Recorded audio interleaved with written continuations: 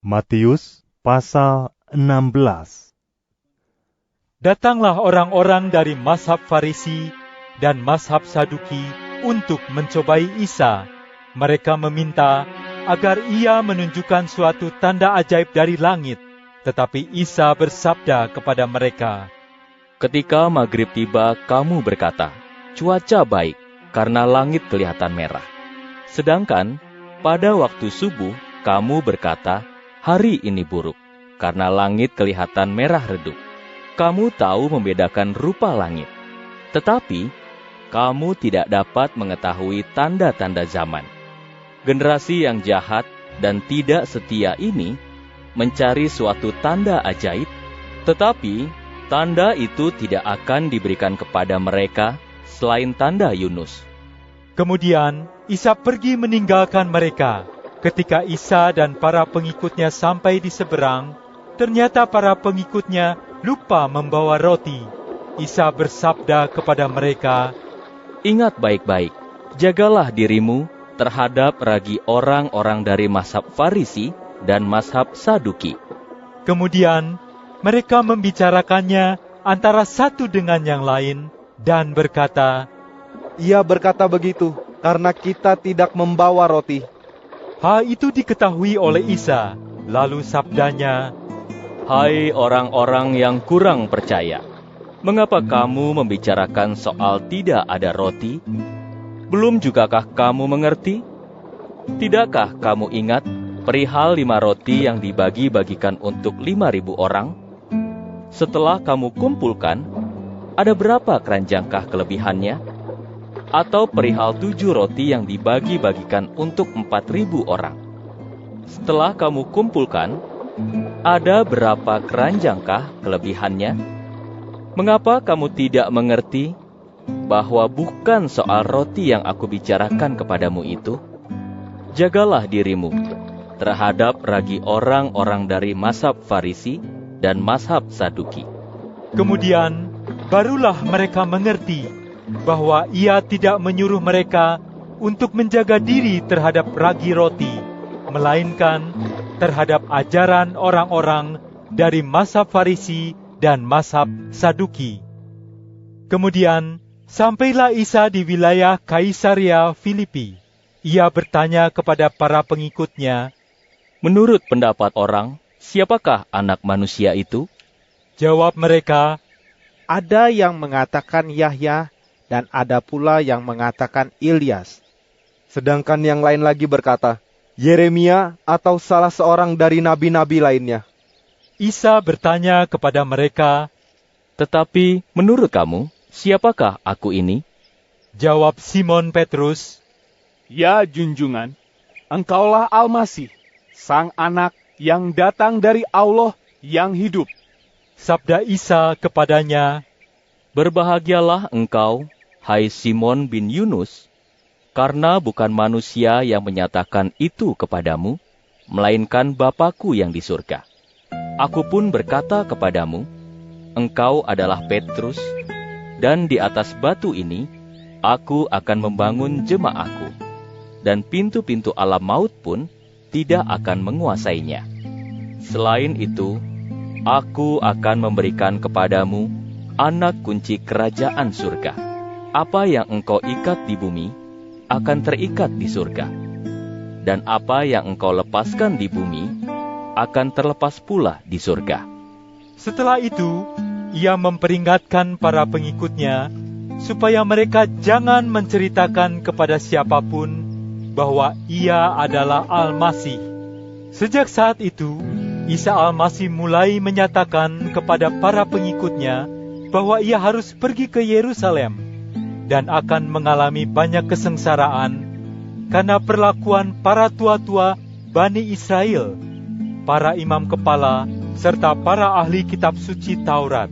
Ia akan mati, tetapi pada hari yang ketiga, ia akan dibangkitkan. Lalu Petrus menarik Isa ke samping dan mulai menegurnya dengan berkata, Allah berkenan kepadamu, ya junjungan. Hal itu sekali-kali tidak akan terjadi padamu. Tetapi Isa berpaling, lalu bersabda kepada Petrus, "Pergilah dari hadapanku, hai penggoda. Engkau menjadi batu sandungan bagiku. Pikiranmu tidak berasal dari Allah, melainkan dari manusia." Kemudian sabda Isa kepada para pengikutnya, "Siapa mau mengikut aku, ia harus menyangkal dirinya, memikul salibnya, dan mengikut aku. Karena siapa hendak menyelamatkan nyawanya, ia akan kehilangan nyawanya. Tetapi siapa kehilangan nyawanya karena aku, ia akan mendapatkannya kembali. Apa untungnya seseorang memperoleh seluruh dunia, tetapi kehilangan nyawanya? Atau apa yang dapat diberikan seseorang sebagai penukar nyawanya? Karena Anak Manusia akan datang dalam kemuliaan Bapa-Nya dengan disertai para malaikatnya. Pada saat itu, Ia akan membalas masing-masing orang sesuai dengan amalnya. Sesungguhnya, Aku berkata kepadamu, di antara orang-orang yang hadir di sini, ada yang tidak akan menghadap maut sebelum mereka melihat Anak Manusia datang sebagai Raja dalam kerajaannya." Matius pasal 17.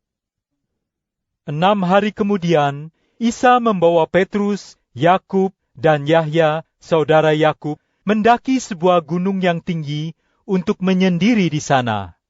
Di tempat itu, ia berubah rupa di hadapan ketiga pengikutnya itu. Mukanya bersinar seperti matahari, dan pakaiannya menjadi putih berkilau-kilau. Tiba-tiba, mereka melihat Musa dan Ilyas sedang bercakap-cakap dengan Isa. Lalu berkatalah Petrus kepadanya, "Ya junjungan, baik juga kami di sini. Jika engkau mengizinkan, aku akan membuat 3 kemah di sini. 1 untuk junjungan, 1 untuk Nabi Musa, dan yang 1 lagi untuk Nabi Ilyas." Sementara Petrus masih berbicara, tiba-tiba turunlah awan yang bercahaya menaungi mereka. Lalu terdengarlah suara dari awan itu yang berkata, "Inilah Sang Anak yang kukasihi, kepadanyalah aku berkenan. Dengarkanlah Dia." Ketika ketiga pengikutnya mendengar suara itu, tersungkurlah mereka dan sangat ketakutan. Kemudian Isa mendatangi mereka. Disentuhnya mereka, lalu bersabda, "Bangunlah, jangan takut." Ketika mereka mengangkat wajah mereka, mereka tidak melihat seorang pun, kecuali Isa. Pada waktu Isa dan ketiga pengikutnya menuruni gunung itu, ia bersabda kepada mereka, "Jangan kamu ceritakan apa yang telah kamu lihat itu kepada seorang pun, sampai Anak Manusia bangkit dari antara orang mati."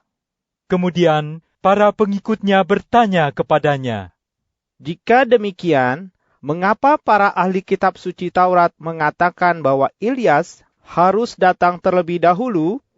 Sabdanya, Memang benar, Ilyas datang dan memperbaharui segala sesuatunya. Aku berkata kepadamu bahwa Ilyas sudah datang, hanya saja mereka tidak mengenalinya. Itulah sebabnya mereka berbuat sekehendak hati mereka. Begitu pula lah halnya dengan Anak Manusia, ia akan menderita di tangan mereka. Kemudian barulah para pengikutnya paham bahwa yang dimaksudkan Isa adalah Nabi Yahya. Ketika Isa dan ketiga pengikutnya itu sampai di tempat orang banyak yang sedang berkumpul, datanglah seseorang dan sujud di hadapan Isa. Ia berkata, "Ya Tuan, kasihanilah anakku yang laki-laki, sebab ia sakit ayan dan keadaannya sangat buruk. Kerap kali ia jatuh ke dalam api atau ke dalam air. Aku sudah membawanya kepada para pengikutmu, tetapi mereka tidak dapat menyembuhkannya." Sabda Isa, Hai kamu, generasi yang tidak percaya dan yang sesat, berapa lama lagi aku harus bersama-sama dengan kamu? Berapa lama lagi aku harus sabar terhadap kamu? Bawalah anak itu kemari. Isa menghardik setan itu. Lalu keluarlah setan itu dari anak laki-laki itu, dan saat itu juga anak itu sembuh. Kemudian para pengikutnya datang sendirian kepadanya dan bertanya, "Mengapa kami tidak dapat mengusir setan itu?" Sabda Isa kepada mereka, Karena kamu kurang beriman. Aku berkata kepadamu, jika kamu memiliki iman sebesar biji sesawi, maka kamu dapat berkata kepada gunung itu, "Pindahlah dari sini ke sana," dan gunung itu akan berpindah. Tidak akan ada sesuatu pun yang mustahil bagimu. Jenis ini tidak dapat diusir kecuali dengan berdoa dan berpuasa.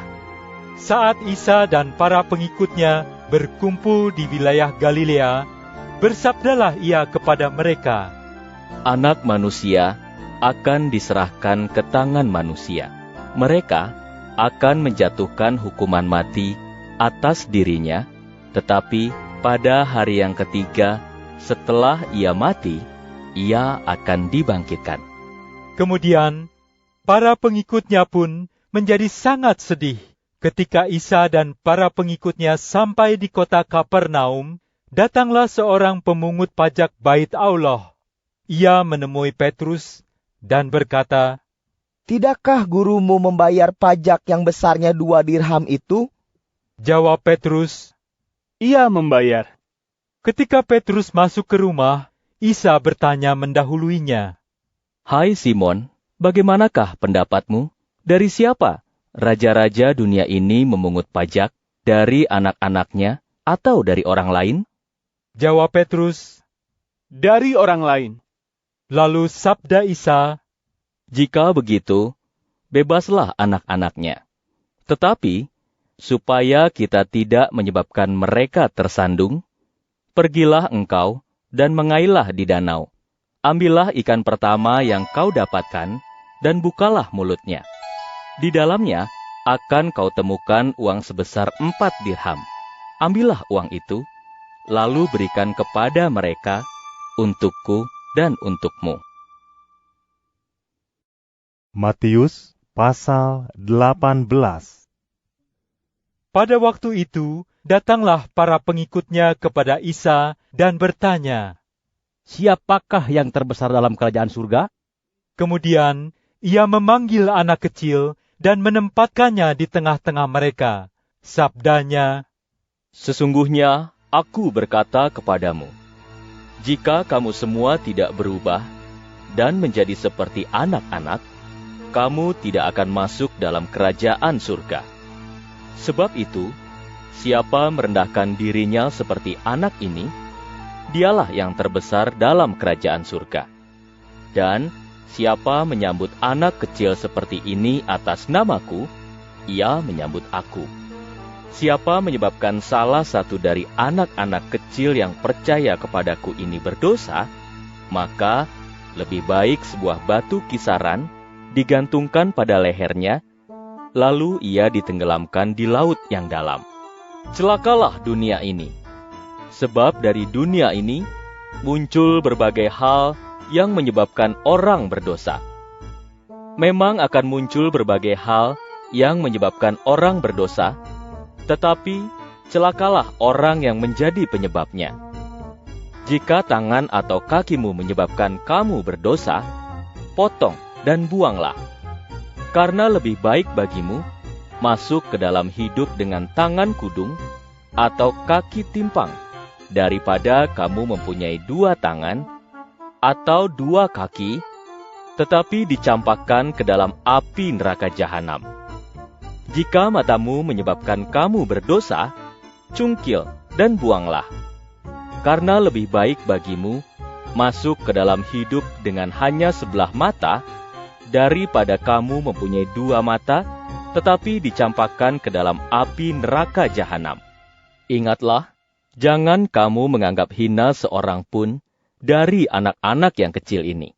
Karena aku berkata kepadamu, bahwa di surga, malaikat-malaikat mereka selalu memandang wajah Bapa-Ku yang di surga. Karena anak manusia datang untuk menyelamatkan yang hilang. sabda Isa, Bagaimanakah pendapatmu? Jika seseorang mempunyai 100 ekor domba, lalu seekor di antaranya tersesat, bukankah yang 99 ekor itu akan ditinggalkannya di perbukitan untuk mencari yang seekor yang tersesat itu? Lalu, jika ia telah mendapatkannya kembali, aku berkata kepadamu, ia akan lebih bergembira atas yang seekor itu, daripada atas 99 ekor yang tidak tersesat. Begitu juga Bapamu yang di surga. Ia tidak menghendaki seorang pun dari anak-anak yang kecil ini binasa. Karena itu, jika saudaramu berbuat dosa, tegurlah dia secara pribadi. Jika ia mau mendengarkanmu, maka engkau telah mendapatkannya kembali. Tetapi, jika ia tidak mau mendengarkanmu, ajaklah bersamamu seorang atau 2 orang lagi, supaya dengan 2 atau 3 orang saksi, hal itu menjadi sah. Jika ia tidak mendengarkan mereka, ajukanlah hal itu kepada jemaah. Jika ia masih juga tidak mau mendengarkan jemaah, anggaplah ia sebagai orang yang tidak mengenal Allah, atau sebagai pemungut cukai. Sesungguhnya, aku berkata kepadamu, segala sesuatu yang kamu ikat di bumi, akan terikat di surga. Dan segala sesuatu yang kamu lepaskan di bumi, akan terlepas juga di surga. Aku berkata pula kepadamu, jika 2 orang di antara kamu di bumi ini bersepakat untuk meminta sesuatu, maka permintaan itu akan dikabulkan oleh Bapa-Ku yang di surga. Karena di mana 2 atau 3 orang berhimpun dalam nama-Ku, di situ aku ada di tengah-tengah mereka. Kemudian Petrus mendekati Isa dan bertanya, Ya junjungan, berapa kalikah aku harus mengampuni saudaraku yang bersalah kepadaku? Sampai 7 kalikah? Sabda Isa kepadanya, Aku berkata kepadamu, bukan hanya 7 kali, tetapi sampai 70 kali 7. Sebab kerajaan surga itu dapat diibaratkan dengan seorang raja yang hendak mengadakan perhitungan dengan para hambanya. Ketika ia memulainya, dibawalah ke hadapannya seorang hamba yang berutang sebanyak 60 juta dinar. Karena hamba itu tidak dapat membayar utangnya, maka sang tuan memerintahkan agar ia beserta anak-anaknya, istrinya, dan segala miliknya dijual untuk membayar utang-utangnya itu.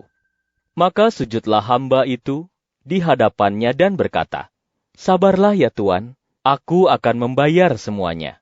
Melihat hal itu, ibalah hati sang tuan terhadap hambanya itu, sehingga ia membebaskan hamba itu dari semua utangnya. Tetapi ketika hamba itu keluar dan bertemu dengan kawannya yang berutang kepadanya sebanyak 100 dinar, ia menangkap dan mencekik kawannya itu, serta berkata, Bayarlah utangmu. Maka sujudlah kawannya itu, serta meminta kepadanya, Sabarlah, aku akan membayarnya. Tetapi ia menolaknya. Bahkan kawannya itu dijebloskannya ke dalam penjara sampai utangnya lunas. Melihat hal itu, kawan-kawannya yang lain menjadi sangat sedih, lalu menceritakan semua hal yang terjadi kepada tuan mereka. Mendengar hal itu, tuan itu pun segera memanggil hamba yang telah dibebaskan utangnya itu dan berkata, Hai hamba yang jahat, seluruh utangmu sudah kuhapuskan karena engkau memintanya kepadaku. Bukankah engkau pun harus mengasihani kawanmu itu, seperti aku sudah mengasihanimu? Tuannya itu menjadi sangat marah, lalu menyerahkan hamba yang jahat itu kepada algojo-algojonya, sampai ia membayar semua utangnya. Maka, begitu jugalah akan dilakukan oleh Bapa-Ku yang di surga, jika kamu tidak mengampuni saudaramu dengan segenap hatimu. Matius pasal 19. Setelah Isa selesai menyampaikan perkataan itu, pergilah ia dari wilayah Galilea ke wilayah Yudea yang terletak di seberang sungai Yordan. Sejumlah besar orang mengikutinya, dan ia menyembuhkan mereka di sana. Kemudian datanglah orang-orang dari mazhab Farisi kepadanya dengan maksud hendak mencobainya. Mereka bertanya, "Bolehkah seseorang menceraikan istrinya karena berbagai alasan?" Sabda Isa, Tidakkah kamu baca bahwa Dia yang menciptakan manusia dari mulanya menjadikan laki-laki dan perempuan? Firman-Nya, oleh sebab itu, seorang laki-laki akan meninggalkan ayah serta ibunya dan hidup bersama-sama dengan istrinya, sehingga keduanya akan menjadi satu. Dengan demikian, mereka bukan lagi dua, melainkan satu. Sebab itu, apa yang sudah dipersatukan oleh Allah, janganlah dipisahkan oleh manusia. Jawab mereka, Kalau begitu, mengapa Musa memerintahkan untuk memberi surat talak dan menceraikannya? Sabda Isa, Sebab sikapmu yang keras kepala itulah, maka Musa meluluskan permintaanmu untuk menceraikan istrimu. Tetapi sejak mulanya, tidaklah demikian. Aku berkata kepadamu, siapa menceraikan istrinya, kecuali karena percabulan, lalu menikah dengan perempuan lain, ia melakukan perzinaan. kata para pengikutnya, Jika hal tentang suami istri itu demikian adanya, maka lebih baik tidak menikah. tetapi sabdanya kepada mereka, Tidak semua orang dapat menerima ajaran ini, melainkan hanya mereka yang dikaruniai pengertian. Ada orang yang tidak dapat menikah, karena begitulah keadaannya sejak dari rahim ibunya. Ada juga yang dibuat demikian oleh orang lain, tetapi ada pula yang tidak menikah, karena ia sendiri memutuskan demikian demi kerajaan surga. Jadi, orang yang dapat menerima ajaran ini, hendaklah ia menerimanya. Kemudian beberapa orang membawa anak-anaknya kepada Isa dengan maksud supaya ia menumpangkan tangan ke atas mereka serta mendoakan mereka. Akan tetapi, para pengikutnya menegur mereka. Lalu Isa bersabda, Biarkanlah anak-anak itu. Jangan halangi mereka datang kepadaku, karena orang-orang yang demikianlah yang memiliki kerajaan surga. Kemudian ia menumpangkan tangannya atas anak-anak itu, lalu pergi dari sana. Tiba-tiba datanglah seseorang kepada Isa.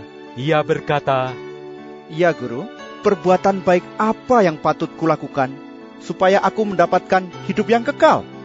Sabda Isa, Mengapa engkau bertanya kepadaku tentang apa yang baik? Hanya ada satu yang baik. Tetapi apabila engkau ingin masuk ke dalam hidup, taatilah perintah-perintahnya. Lalu bertanyalah ia kepadanya, Perintah-perintah yang mana?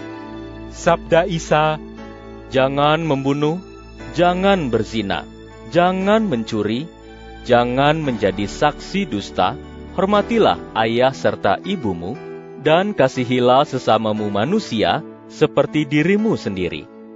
Jawab orang muda itu, Semua itu sudah kuturuti, apalagi yang masih kurang?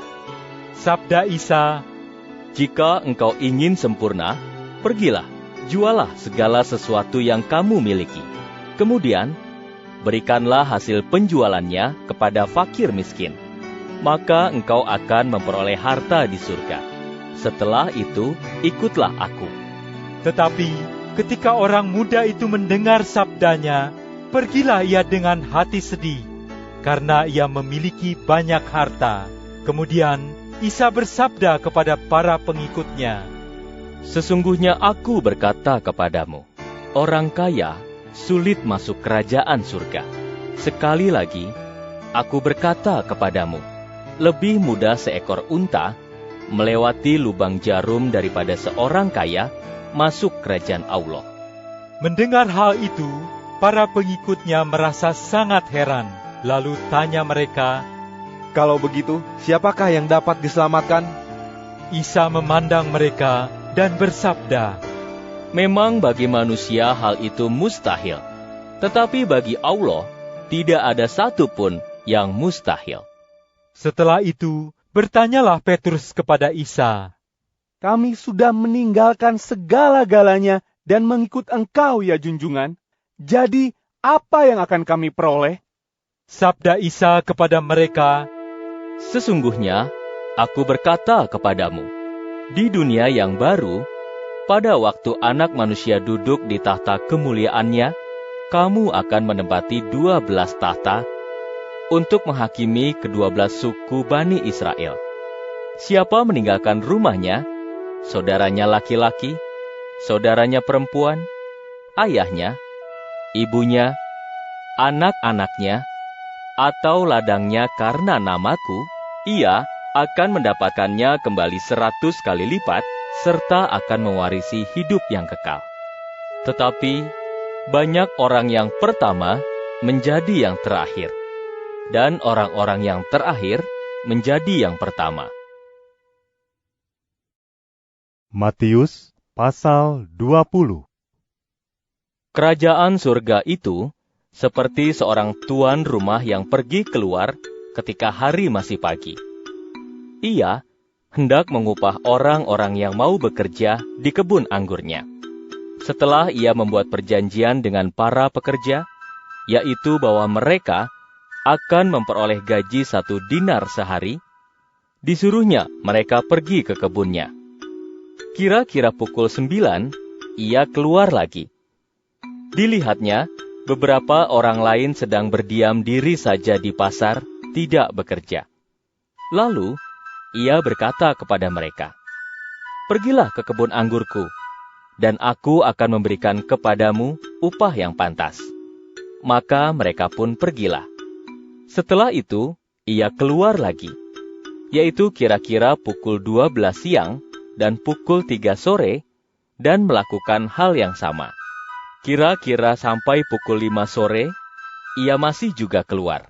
Lalu didapatinya beberapa orang lainnya yang sedang berdiam diri, dan bertanyalah ia kepada mereka, Mengapa seharian kamu berdiam diri di sini dan tidak bekerja?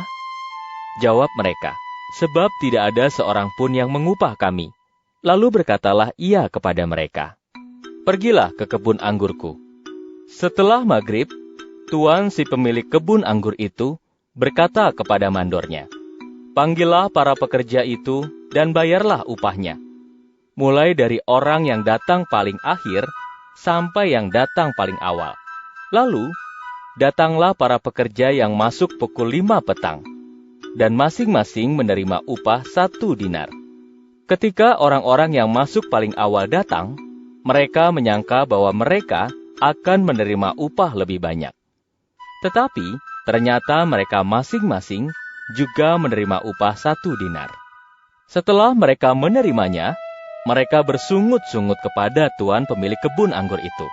Kata mereka, orang yang masuk paling akhir hanya bekerja selama 1 jam. Tetapi tuan menyamakan upah mereka dengan upah kami yang sudah menanggung lelah seharian penuh di bawah panas matahari. Tetapi jawab tuan itu kepada salah seorang dari antara mereka, Hai sahabat, aku tidak bersalah terhadapmu. Bukankah upah 1 dinar itu merupakan kesepakatan kita bersama? Sekarang, ambillah bagianmu dan pergilah. Kepada orang yang datang paling akhir ini, aku hendak memberikan upah yang sama dengan upahmu. Tidak bolehkah aku memutuskan apa yang hendak kuperbuat dengan hartaku sendiri? Atau, irikah engkau karena kemurahan hatiku? Demikianlah jadinya, orang-orang yang terakhir akan menjadi yang pertama, dan yang pertama akan menjadi yang terakhir. Ketika Isa sedang dalam perjalanan ke Yerusalem, ia memanggil ke-12 pengikutnya secara tersendiri. Lalu ia bersabda kepada mereka, Sekarang kita sedang menuju ke Yerusalem. Di sana, Anak Manusia akan diserahkan ke tangan para imam kepala dan para ahli kitab suci Taurat. Mereka akan menjatuhkan hukuman mati atas dirinya. Mereka akan menyerahkan dia ke tangan bangsa-bangsa yang tidak mengenal Allah, dan orang-orang itu akan memperolokkannya, menyesahnya, serta menyalibkannya. Tetapi pada hari yang ketiga, ia akan dibangkitkan. Kemudian, ibu dari kedua anak Zabdi datang kepada Isa bersama dengan anak-anaknya. Sambil sujud di hadapan Isa, ia memohon sesuatu kepadanya. Sabda Isa kepada ibu itu, "Apa yang menjadi kehendakmu?" Jawab ibu itu kepadanya, "Ya junjungan, perintahkanlah supaya kedua anakku ini dapat duduk dalam kerajaanmu, yang seorang di sebelah kanan dan yang seorang lagi di sebelah kirimu." Sabda Isa, "Kamu tidak tahu apa yang kamu minta. Dapatkah kamu meminum isi cawan yang akan kuminum?" Jawab mereka, "Kami dapat." Sabda Isa kepada mereka, "Memang, cawan berisi minuman yang akan kuminum itu akan kamu minum juga. Akan tetapi, perihal duduk di sebelah kanan dan di sebelah kiriku, bukan aku yang berwenang memberikannya. Karena tempat itu dipersiapkan Bapa-Ku bagi mereka yang akan menempatinya."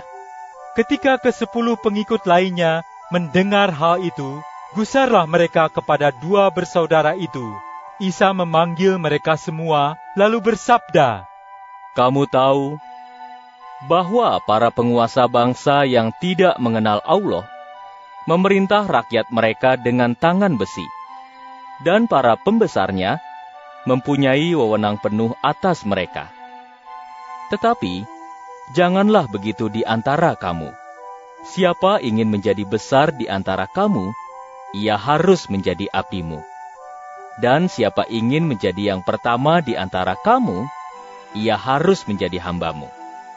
Seperti Anak Manusia juga datang bukan untuk dilayani, melainkan untuk melayani dan memberikan nyawanya menjadi tebusan bagi banyak orang."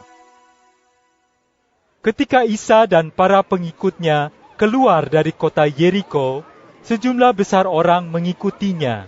Di sana ada dua orang buta yang duduk di tepi jalan. Setelah mereka mendengar bahwa Isa melewati tempat itu, berteriaklah mereka, "Ya junjungan, ya anak Daud, kasihanilah kami." Orang banyak menegur mereka supaya mereka diam, tetapi malah semakin keras saja mereka berteriak, "Ya junjungan, ya anak Daud, kasihanilah kami." Kemudian Isa berhenti dan memanggil keduanya. Sabdanya, "Apa yang kamu kehendaki aku perbuat bagimu?" Jawab mereka, "Ya junjungan, supaya mata kami dapat melihat." Isa merasa iba pada keduanya, lalu menyentuh mata mereka, dan pada saat itu juga mereka dapat melihat. Kemudian mereka pun mengikut dia. Matius pasal 21. Isa dan para pengikutnya hampir mendekati Yerusalem. Mereka tiba di Bait Fagi, yang terletak di Bukit Zaitun. Kemudian ia menyuruh dua orang pengikutnya, sabdanya kepada mereka, "Pergilah ke desa yang ada di hadapanmu itu. Di sana, kamu segera akan mendapati seekor keledai betina yang tertambat beserta dengan anaknya. Lepaskanlah keledai-keledai itu dan bawalah kepadaku. Jika ada orang yang bertanya kepadamu, katakanlah, Sang Junjungan memerlukannya. Maka orang itu akan segera menyuruhmu membawa kedua keledai itu." Hal itu terjadi supaya genaplah firman yang telah disampaikan Allah melalui nabinya. "Katakanlah kepada putri Sion, lihatlah, rajamu datang kepadamu. Ia rendah hati dan menunggang seekor keledai, serta seekor anak keledai beban yang muda." Kemudian pergilah kedua pengikutnya itu dan melaksanakan apa yang disuruh oleh Isa kepada mereka. Mereka membawa keledai itu dan juga anaknya. Mereka membentangkan pakaian mereka di punggung keledai itu, lalu Isa duduk di atasnya. Sejumlah besar orang menghamparkan pakaian mereka di jalan, sedangkan yang lain memotong beberapa ranting dari pepohonan, kemudian menyerahkannya di jalan. Sebagian dari orang banyak itu berjalan mendahului Isa, sedangkan sebagian lagi mengiringinya dari belakang. Sambil berjalan, mereka berseru-seru, "Segala puji bagi Anak Daud, mubaraklah Dia yang datang atas nama Tuhan. Segala puji di tempat yang maha tinggi." Ketika Isa masuk ke kota Yerusalem, gemparlah seluruh penduduk kota itu. Lalu mereka bertanya, "Siapakah gerangan orang ini?" Jawab orang banyak yang mengiringi Isa, "Dialah Isa, nabi dari kota Nazaret di wilayah Galilea." Kemudian Isa masuk ke bait Allah dan mengusir semua orang yang sedang berjual beli di halaman bait Allah. Ia menjungkir balikan meja-meja penukar uang dan kursi-kursi penjual burung merpati. Sabdanya kepada mereka, "Telah tertulis, rumahku akan disebut rumah doa, tetapi kamu menjadikannya sarang penyamun." Orang-orang buta dan timpang datang kepada Isa di bait Allah, lalu ia menyembuhkan mereka. Tetapi ketika imam-imam kepala dan para ahli kitab suci Taurat melihat perbuatan ajaib yang dilakukan Isa dan mendengar anak-anak yang mengeluh-elukannya di bait Allah, "Segala puji bagi Anak Daud," mereka menjadi sangat marah. Kemudian mereka berkata kepada Isa, "Engkau dengar apa yang diserukan oleh anak-anak itu?" Sabda Isa, "Ya, aku mendengarnya. Belum pernahkah kamu baca? Dari mulut anak-anak, bahkan bayi-bayi yang sedang menyusu, Tuhan telah menyediakan puji-pujian." Setelah mengatakan hal itu, Isa meninggalkan mereka, lalu pergi menuju ke Baitani untuk bermalam di sana. Esok paginya, ketika Isa hendak kembali ke kota Yerusalem, ia merasa lapar. Dilihatnya sebatang pohon ara di tepi jalan, lalu didekatinya pohon itu. Ternyata ia tidak mendapati apapun selain dedaunan.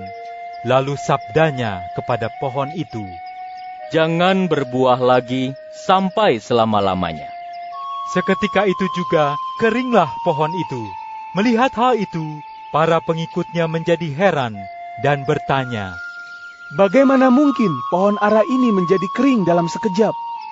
Sabda Isa, "Sesungguhnya aku berkata kepadamu, jika kamu percaya dan tidak bimbang, maka kamu tidak hanya dapat melakukan apa yang telah kulakukan terhadap pohon ara ini, tetapi kamu pun dapat berkata kepada gunung itu, terangkatlah dan tercampaklah ke laut, dan hal itu akan terjadi.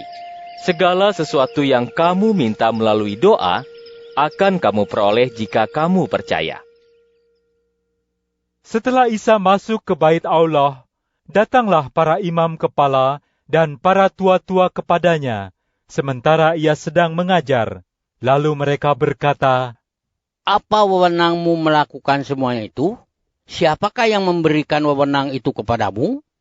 Jawab Isa kepada mereka, "Aku pun hendak menanyakan kepadamu satu hal. Jika kamu dapat memberitahukan jawabannya kepadaku, maka aku akan memberitahukan juga kepadamu wewenang yang kumiliki untuk melakukan semua itu. Dari manakah asalnya permandian Yahya? Dari surga atau dari manusia?" Lalu mereka membicarakannya di antara mereka. "Jika kita katakan dari surga, maka ia akan berkata, 'Kalau begitu, mengapa kamu tidak percaya kepadanya?' Tetapi jika kita katakan dari manusia, kita takut kepada orang banyak yang mengakui bahwa Yahya adalah seorang nabi." Itulah sebabnya mereka menjawab, "Kami tidak tahu." Kemudian sabda Isa kepada mereka, "Kalau begitu, aku pun tidak akan mengatakan kepadamu, Dari mana wewenang yang kumiliki untuk melakukan semua itu? Apakah pendapatmu mengenai hal ini? Ada seorang bapa yang mempunyai 2 anak laki-laki. Kepada anak yang pertama, ia berkata, "Hai anakku, pergilah dan bekerjalah hari ini di kebun anggur kita." Jawabnya, "Tidak mau." Tetapi kemudian ia menyesal dan akhirnya pergi juga ke kebun anggur itu. Bapa itu pun menemui anak bungsunya dan mengatakan hal yang sama. Lalu jawab si bungsu, "Ya Bapak," tetapi ia tidak pergi.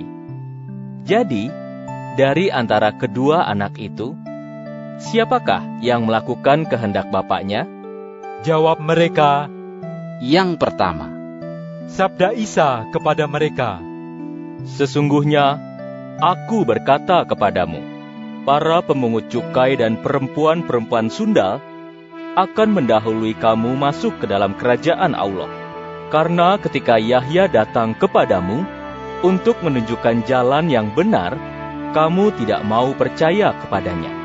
Sedangkan para pemungut cukai dan perempuan-perempuan sundal mau percaya kepadanya. Bahkan setelah melihat hal itu pun, kamu tidak mau berubah dan percaya kepadanya. Dengarkanlah juga ibarat lainnya. Ada seorang tuan yang membuat kebun anggur, lalu memagari sekelilingnya. Digalinya juga tempat untuk memeras anggur. Selain itu, didirikannya pula menara jaga. Kemudian, ia menyewakannya kepada para penggarap, sementara ia sendiri pergi ke negeri lain.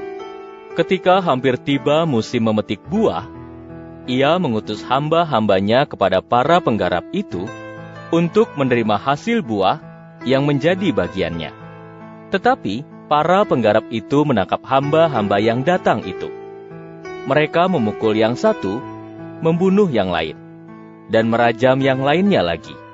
Kemudian, tuan itu mengutus lagi hamba-hambanya yang lain, lebih banyak dari semula. Meskipun begitu, mereka pun mendapat perlakuan yang sama dengan hamba-hamba yang terdahulu. Akhirnya, tuan itu mengutus anaknya kepada mereka. Pikirnya, mereka tentu akan menghormati anakku. Tetapi, ketika para penggarap itu melihat anak tuan mereka, berkatalah mereka satu kepada lainnya, "Dia adalah ahli warisnya. Mari, kita bunuh dia dan kita ambil warisannya." Lalu, mereka menangkapnya, mengeluarkannya dari kebun anggur itu, dan membunuhnya. Ketika pemilik kebun anggur itu datang, apa yang akan ia perbuat terhadap para penggarap itu? Jawab orang-orang yang ada di situ, "Celakalah mereka, karena ia akan membinasakan orang-orang yang jahat itu.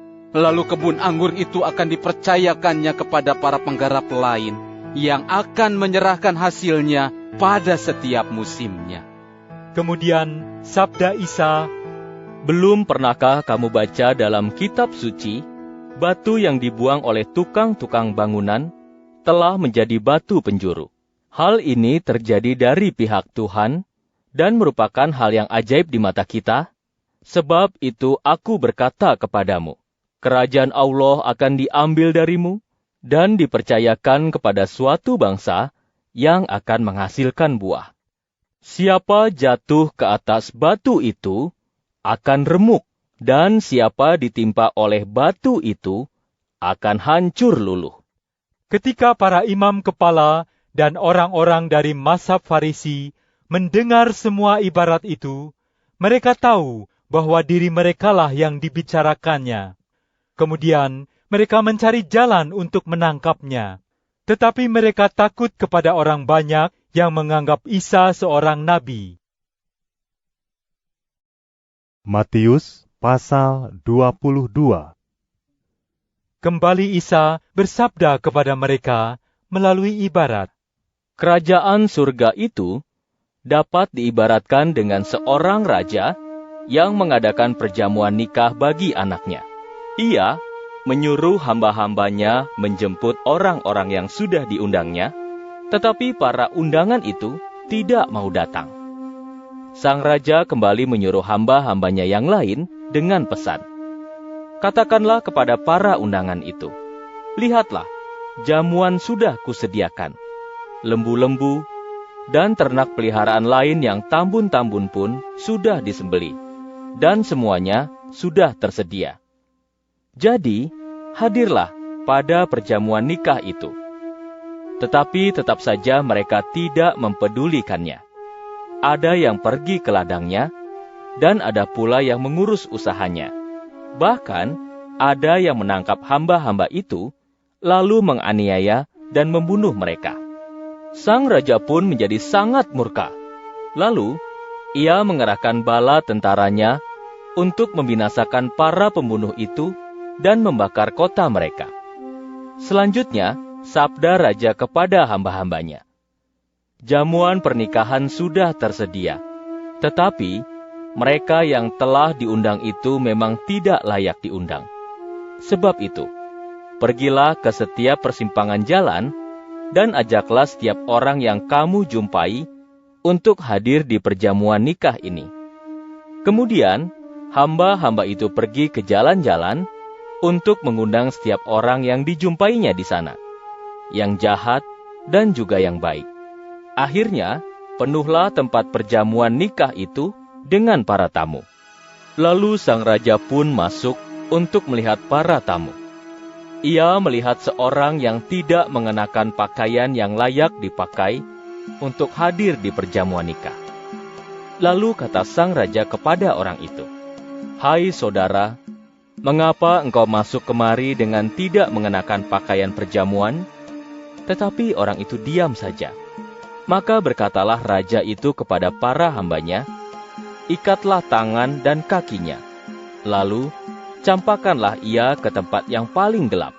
Di tempat itu, ada ratapan dan kertak gigi. Karena banyak orang yang dipanggil, tetapi hanya sedikit yang dipilih." Setelah itu, orang-orang dari mazhab Farisi itu pergi dan bermufakat tentang bagaimana cara menjerat Isa dari perkataannya. Kemudian, mereka menyuruh para pengikut mereka beserta orang-orang Herodian bertanya kepada Isa, "Wahai guru, kami tahu bahwa engkau adalah orang yang jujur.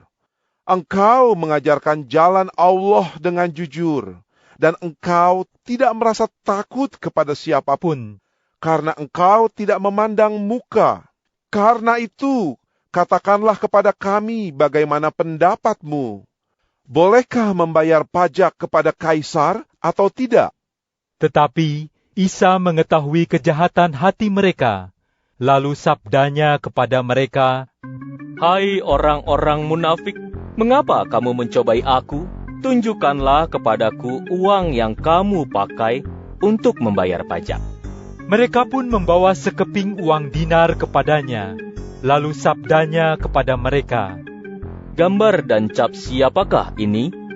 Jawab mereka, "Gambar dan cap Kaisar." Kemudian sabda Isa kepada mereka, "Serahkanlah kepada Kaisar apa yang seharusnya diserahkan kepada Kaisar, dan serahkanlah kepada Allah apa yang seharusnya diserahkan kepada Allah." Mendengar jawaban itu, mereka pun merasa heran, kemudian pergi meninggalkan Isa.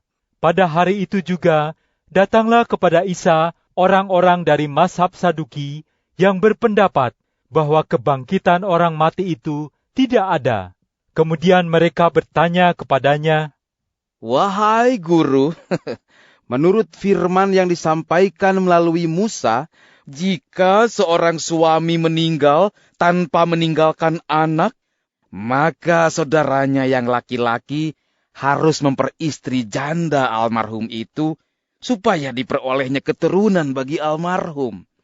Di antara kami ada 7 orang bersaudara. Saudara yang pertama meninggal setelah menikah. Karena ia tidak mempunyai keturunan, maka janda almarhum itu dinikahi oleh saudaranya. Begitu juga dengan saudaranya yang kedua, yang ketiga, bahkan sampai yang ketujuh. Pada akhirnya, sesudah semuanya meninggal, perempuan itu meninggal juga.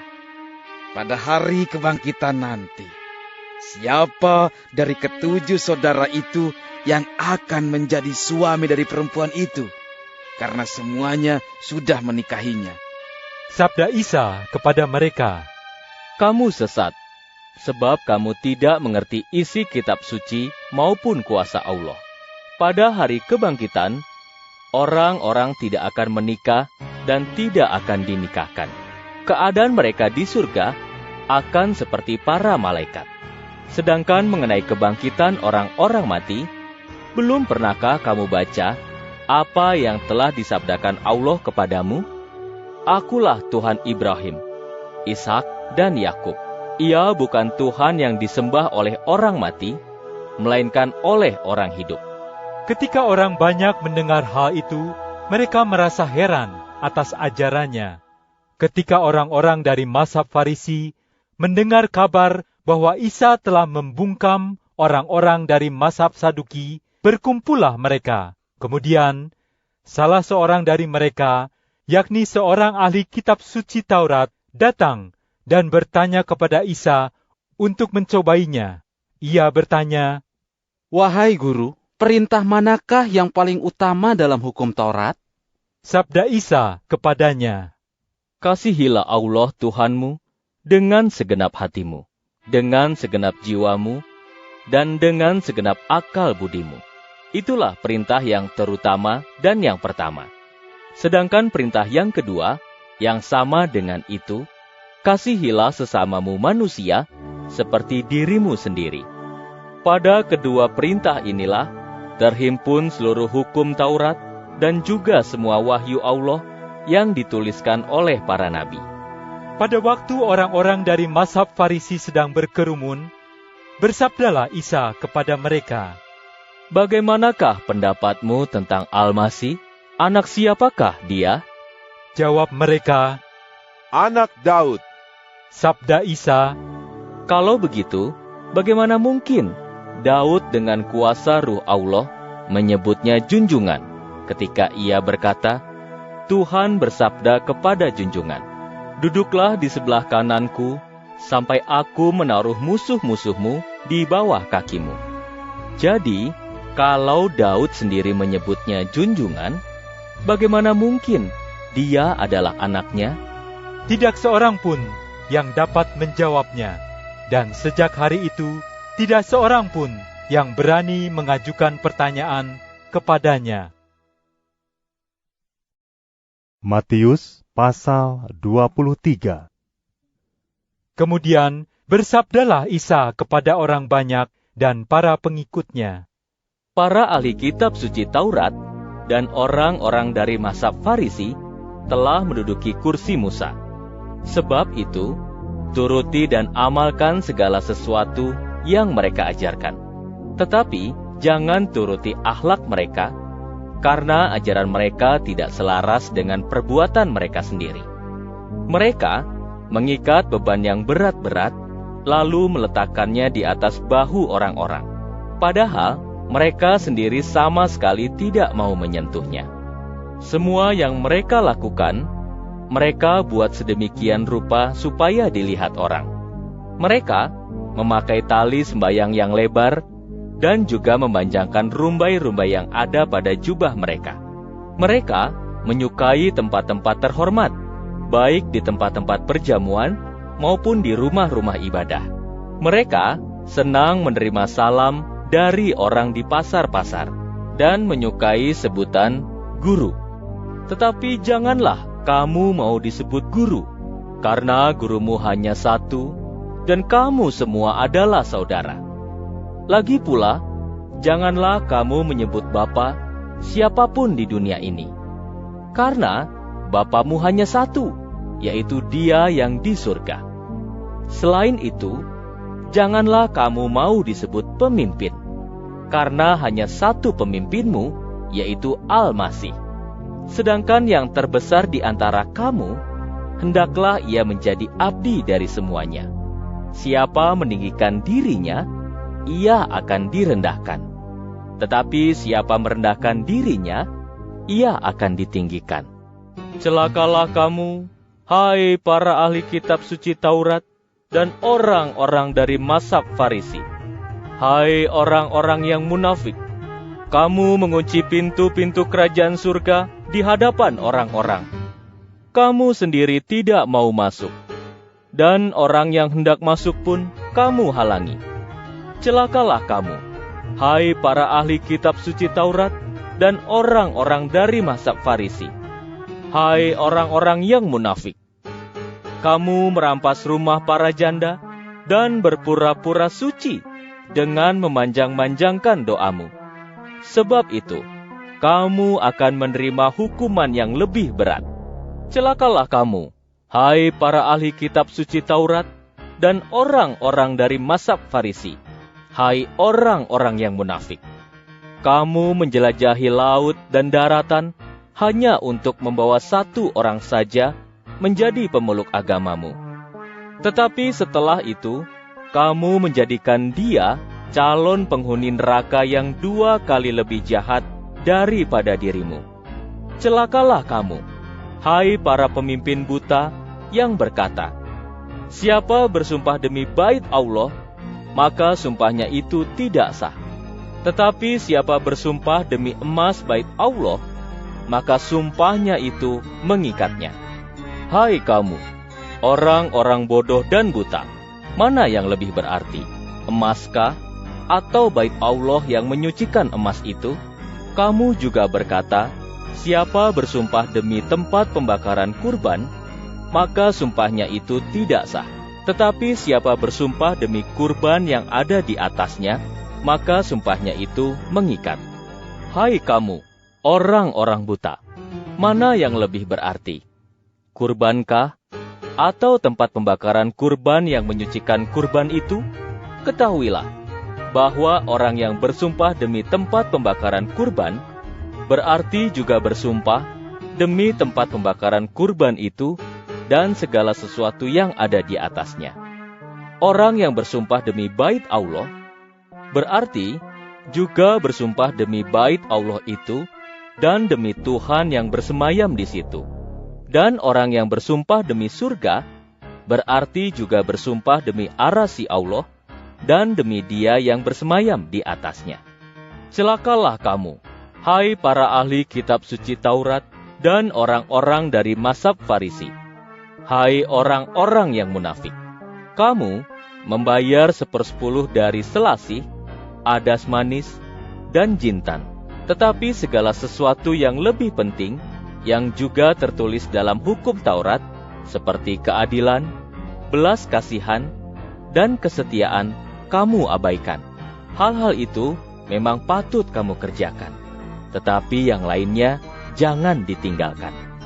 Hai kamu, para pemimpin buta, nyamuk kamu tapis, tetapi unta kamu telan.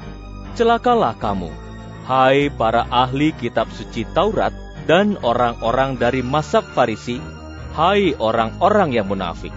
Kamu hanya membersihkan bagian luar dari cawan dan pinggan, sedangkan bagian dalamnya penuh dengan rampasan dan ketamakan. Hai kamu, orang-orang dari mazhab Farisi yang buta, bersihkanlah lebih dahulu bagian dalam dari cawan itu, maka luarnya pun akan menjadi bersih. Celakalah kamu, hai para ahli kitab suci Taurat dan orang-orang dari mazhab Farisi, hai orang-orang yang munafik.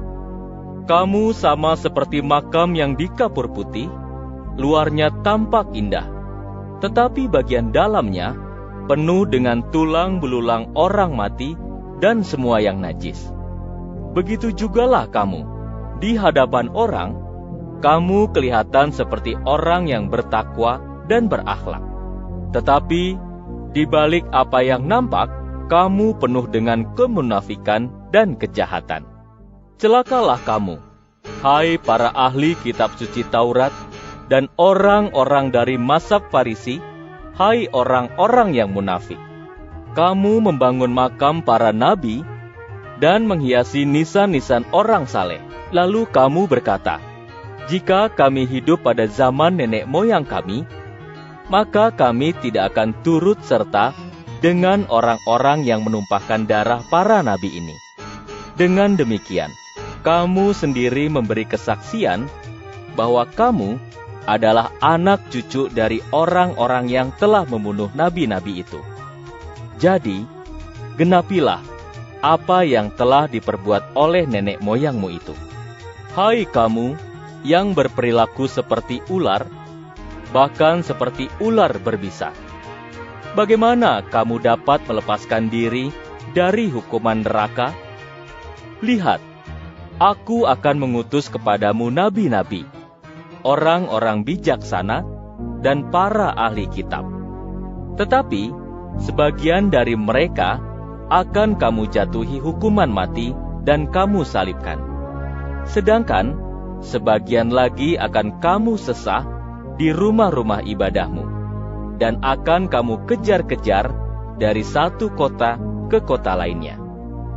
Dengan demikian, darah semua orang saleh yang tertumpah di bumi ini akan ditanggungkan kepada kamu, mulai dari darah Habil yang tidak bersalah itu, sampai darah Zakaria bin Berekia yang telah kamu bunuh di antara bangunan Bait Allah dan tempat pembakaran kurban. Sesungguhnya, aku berkata kepadamu, semuanya itu akan ditanggungkan kepada generasi ini. Hai Yerusalem, Yerusalem, kota yang menjatuhkan hukuman mati bagi para nabi, dan yang merajam semua orang yang diutus kepadamu. Berulang kali aku hendak mengumpulkan anak-anakmu, seperti seekor induk ayam yang mengumpulkan anak-anaknya di bawah kepaknya. Tetapi kamu tidak mau. Karena itu, rumahmu akan ditinggalkan dan menjadi sunyi. Aku berkata kepadamu, mulai saat ini, kamu tidak akan melihat aku lagi, sampai suatu saat kamu berkata, Mubaraklah dia yang datang dalam nama Tuhan. Matius pasal 24. Kemudian Isa keluar dari bait Allah, lalu pergi. Setelah itu, para pengikutnya datang kepadanya dan menunjuk ke arah bangunan-bangunan bait Allah. Sabda Isa kepada mereka, Kamu lihat semua itu? Sesungguhnya aku berkata kepadamu, tidak satu batu pun yang akan tinggal tersusun di atas batu lainnya. Semuanya akan diruntuhkan. Ketika Isa sedang duduk di Bukit Zaitun, para pengikutnya datang kepadanya untuk bercakap-cakap sendirian dengannya. Kata mereka, Katakanlah kepada kami, kapan hal-hal itu akan terjadi, dan apa tanda kedatangan junjungan serta kesudahan zaman ini? Sabda Isa kepada mereka, Perhatikan, jangan sampai kamu disesatkan orang, karena banyak orang akan datang dengan namaku dan berkata, Akulah Al-Masih. Sehingga banyak orang akan mereka sesatkan. Kamu akan mendengar peperangan dan berita-berita tentang peperangan. Namun, ingatlah, jangan kamu gelisah. Karena hal-hal itu harus terjadi, tetapi itu belum kesudahannya. Bangsa yang satu akan bangkit melawan bangsa lainnya, dan kerajaan yang satu melawan kerajaan lainnya. Selain itu, akan terjadi kelaparan dan gempa bumi di berbagai tempat. Tetapi, semua itu barulah permulaan penderitaan. Pada masa itu, kamu akan diserahkan untuk disiksa dan dihukum mati. Karena namaku, kamu akan dibenci oleh semua orang. Banyak orang akan goyah imannya karena apa yang terjadi. Sehingga mereka akan saling menyerahkan dan saling membenci. Nabi-nabi palsu akan bermunculan, dan banyak orang akan mereka sesatkan. Karena kejahatan semakin bertambah, maka kasih kebanyakan orang akan menjadi tawar. Tetapi orang yang tetap bertahan sampai kesudahannya akan diselamatkan. Selain itu, Injil Kerajaan akan diberitakan ke seluruh dunia, menjadi kesaksian bagi semua suku bangsa, kemudian barulah tiba masa kesudahannya. Sebab itu, apabila kamu melihat pembinasa keji berdiri di tempat suci, sesuai dengan firman yang telah disampaikan Allah kepada Nabi Daniel, hendaklah para pembaca memperhatikannya. Maka, pada saat itu, orang-orang yang berada di wilayah Yudea harus melarikan diri ke pegunungan. Orang yang berada di sotoh rumah, jangan turun untuk mengambil barang-barang yang ada di rumahnya, dan orang yang berada di ladang, jangan pulang untuk mengambil bajunya. Celakalah para ibu yang pada masa itu sedang mengandung dan yang sedang menyusui anaknya. Berdoalah, supaya saat kamu melarikan diri itu, tidak jatuh pada musim dingin atau pada hari Sabat. Karena pada waktu itu akan terjadi kesusahan besar yang belum pernah terjadi sejak permulaan dunia sampai sekarang, dan yang tidak akan pernah terjadi lagi. Jika masa itu tidak dipersingkat, maka tidak ada seorang pun yang akan selamat. Tetapi karena orang-orang pilihannya, maka masa itu akan dipersingkat. Pada masa itu, jika ada orang berkata kepadamu, "Lihat, Al-Masih ada di sini," atau "Lihat, Al-Masih ada di sana," jangan kamu percaya. Karena akan datang banyak Al-Masih dan nabi yang palsu. Mereka akan memberikan tanda-tanda ajaib yang dahsyat, serta juga berbagai mukjizat, supaya kalau bisa, mereka menyesatkan orang-orang pilihannya juga. Sebab itu perhatikanlah, aku sudah lebih dahulu mengatakannya kepadamu. Jadi, jika ada orang yang berkata kepadamu, "Lihatlah, ia ada di padang belantara," jangan kamu ke sana. Atau, "Lihatlah, ia ada di kamarnya," jangan kamu percaya. Karena sama seperti kilat memancarkan cahayanya dari timur ke barat, demikianlah pula kedatangan Anak Manusia kelak. Di mana ada bangkai, disitulah burung nasar berkumpul. Segera setelah masa kesusahan itu, matahari akan menjadi gelap, bulan tidak akan bercahaya, bintang-bintang di langit akan berguguran, dan semua kuasa langit akan diguncangkan. Lalu akan terlihat tanda Anak Manusia di langit. Semua suku bangsa di bumi ini akan meratap, dan mereka akan melihat Anak Manusia datang di awan-awan dengan kuasa serta kemuliaannya yang besar. Ia akan menyuruh para malaikatnya meniup nafiri dengan bunyi yang dahsyat. Lalu, para malaikat itu akan mengumpulkan orang-orang pilihannya dari keempat penjuru bumi, dari ujung langit yang satu sampai ke ujung langit lainnya. Kamu dapat menarik pelajaran melalui ibarat tentang pohon ara. Apabila ranting-rantingnya melembut dan bertunas, kamu tahu bahwa musim panas hampir tiba. Begitu juga apabila kamu melihat semua hal itu terjadi, ketahuilah bahwa waktunya sudah dekat, sudah di ambang pintu. Sesungguhnya aku berkata kepadamu, semua itu akan terjadi sebelum generasi ini lenyap. Langit dan bumi akan lenyap, tetapi perkataanku tidak akan lenyap. Tetapi mengenai kapan hari dan waktunya, tidak seorang pun yang tahu. Malaikat-malaikat yang di surga tidak, Sang Anak pun tidak, hanya Sang Bapa saja. Sama seperti telah terjadi pada zaman Nabi Nuh, demikianlah juga akan terjadi pada saat kedatangan Anak Manusia nanti. Karena pada zaman itu, yakni sebelum air bah melanda, mereka makan, minum, menikah, dan menikahkan, sampai pada hari Nuh masuk ke dalam bahtera. Mereka tidak peduli dengan apa yang akan terjadi, sampai saatnya air bah itu datang dan membinasakan semuanya. Begitu jugalah halnya dengan kedatangan Anak Manusia nanti. Pada waktu itu, jika ada dua orang sedang berada di ladangnya, yang seorang akan diambil, dan yang lain akan ditinggalkan.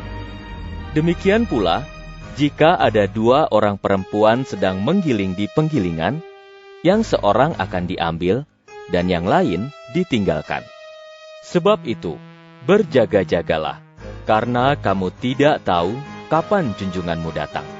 Tetapi ketahuilah juga, Jika tuan rumah sudah tahu kapan saatnya pencuri akan datang, tentu ia akan berjaga-jaga dan tidak akan membiarkan rumahnya dimasuki. Jadi, kamu harus selalu siap sedia, karena Anak Manusia akan datang pada waktu yang tidak kamu sangka. Hamba seperti apakah yang akan disebut setia dan bijak, yang dipercaya oleh tuannya untuk mengatur seisi rumahnya, serta menyediakan makanan pada waktunya? Berbahagialah hamba yang kedapatan sedang melakukan tugasnya pada waktu tuannya datang.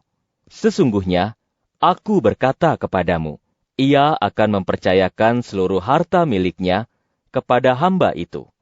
Tetapi, jika seorang hamba yang jahat berkata dalam hatinya, tuanku masih lama baru kembali, lalu mulai memukuli semua hamba yang lain, dan makan minum dengan para pemabuk, maka tiba-tiba tuannya datang pada hari yang tidak ia sangka-sangka, dan pada waktu yang tidak ia ketahui. Kemudian, ia akan disesah oleh tuannya, dan ditempatkan bersama-sama dengan orang-orang munafik. Di tempat itu ada ratapan dan kertak gigi. Matius pasal 25.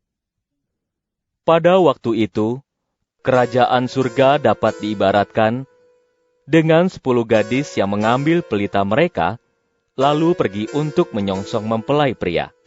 5 orang di antaranya bodoh, dan 5 orang lainnya bijaksana. Gadis-gadis yang bodoh membawa pelita mereka, tetapi tidak membawa minyak. Sedangkan gadis-gadis yang bijaksana membawa minyak persediaan dalam suatu tempat bersama-sama dengan pelita mereka. Karena sang mempelai terlambat datang, maka mengantuklah mereka, dan kemudian tertidur. Pada tengah malam, terdengarlah suara orang berseru, "Lihat, sang mempelai datang. Pergilah kamu untuk menyongsongnya." Lalu para gadis itu pun bangun dan mempersiapkan pelita mereka masing-masing. Kemudian kata gadis-gadis yang bodoh itu kepada gadis-gadis yang bijaksana, "Bagikanlah minyakmu itu kepada kami, karena pelita kami akan padam." Jawab gadis-gadis yang bijaksana itu, "Tidak, sebab mungkin tidak akan cukup untuk kami dan untuk kamu. Lebih baik kamu pergi ke penjual minyak dan membelinya untuk dirimu sendiri." Sementara gadis-gadis yang bodoh itu pergi untuk membeli minyak, datanglah mempelai itu, dan gadis-gadis yang telah siap sedia masuk bersama-sama dengan sang mempelai ke perjamuan nikah. Setelah itu, pintunya pun dikunci. Tidak lama kemudian, gadis-gadis yang bodoh itu datang dan berkata, "Tuan, Tuan, bukakan kami pintu." Jawab tuan itu, "Sesungguhnya, aku berkata kepadamu, aku tidak mengenal kamu. Sebab itu berjaga-jagalah, karena kamu tidak tahu kapan hari atau waktunya tiba." Hal itu pun dapat digambarkan dengan seseorang yang hendak bepergian, lalu memanggil para hambanya dan mempercayakan hartanya kepada mereka.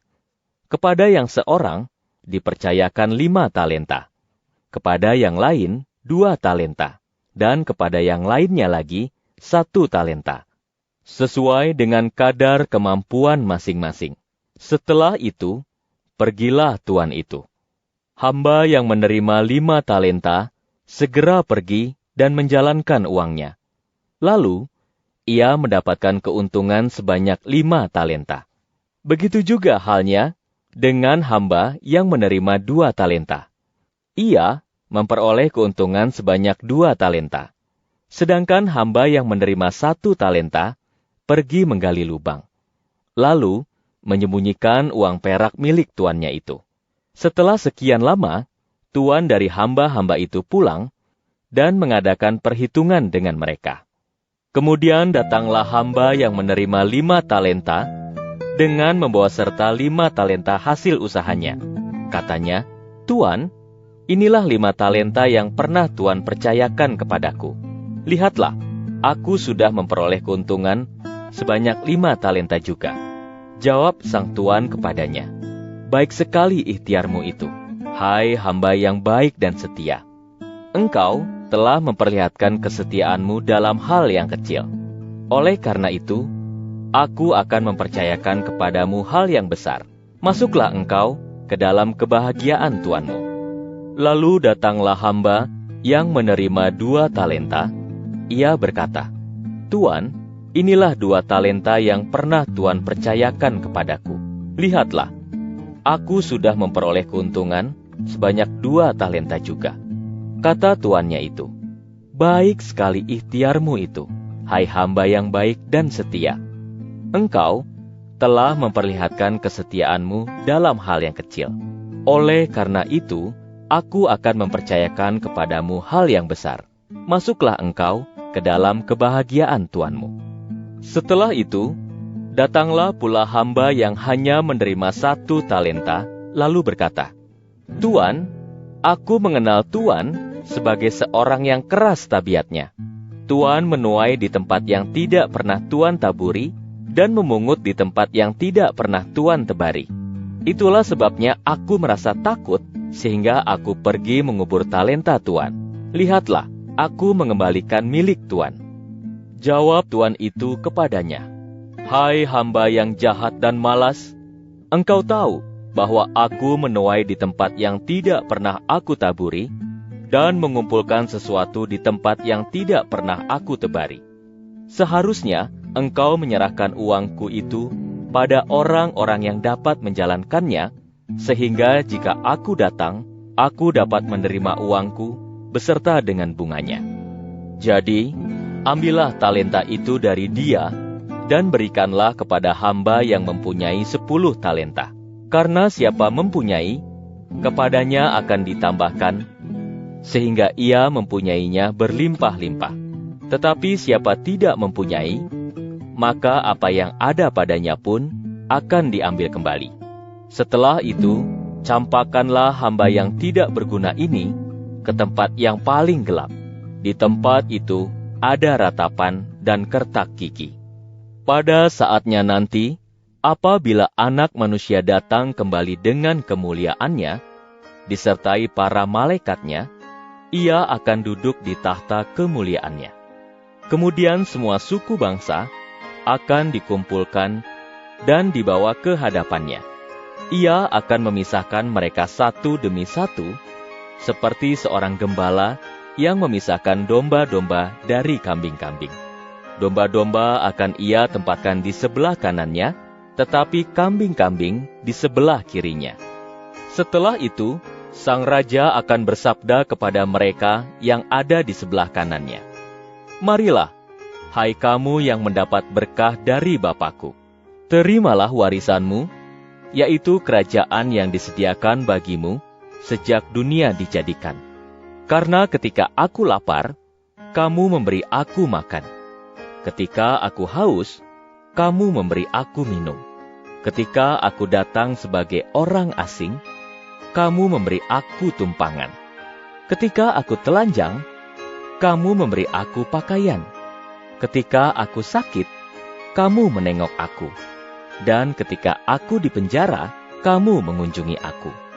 Lalu orang-orang saleh itu akan menjawab, ya junjungan, kapankah kami melihat sang junjungan dalam keadaan lapar, sehingga kami memberi junjungan makan? Atau, kapankah kami melihat sang junjungan dalam keadaan haus, sehingga kami memberi junjungan minum? Kapankah kami melihat sang junjungan datang sebagai orang asing, sehingga kami memberi junjungan tempat untuk menumpang? Atau, kapankah kami melihat sang junjungan dalam keadaan telanjang, sehingga kami memberi junjungan pakaian? Kapan pulakah kami melihat sang junjungan dalam keadaan sakit, atau di penjara, sehingga kami menjenguk junjungan? Kemudian sabda sang raja kepada mereka, sesungguhnya aku berkata kepadamu, ketika kamu melakukan hal-hal itu untuk salah seorang saudaraku yang hina ini, kamu telah melakukannya untukku. Lalu ia akan berkata pula kepada orang-orang yang ada di sebelah kirinya, hai orang-orang yang terkutuk, enyahlah kamu dari hadapanku, dan masuklah ke api yang kekal, yang telah disediakan bagi iblis dan para utusannya.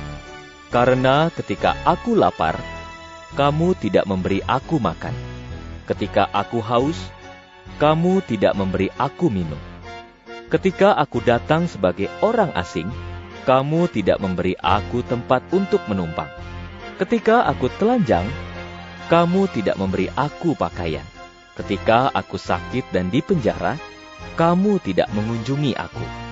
Lalu mereka pun akan bertanya, "Ya junjungan kami, kapankah kami melihat sang junjungan dalam keadaan lapar, kehausan, datang sebagai orang asing, telanjang, sakit, atau di penjara, dan kami tidak memperhatikan junjungan?"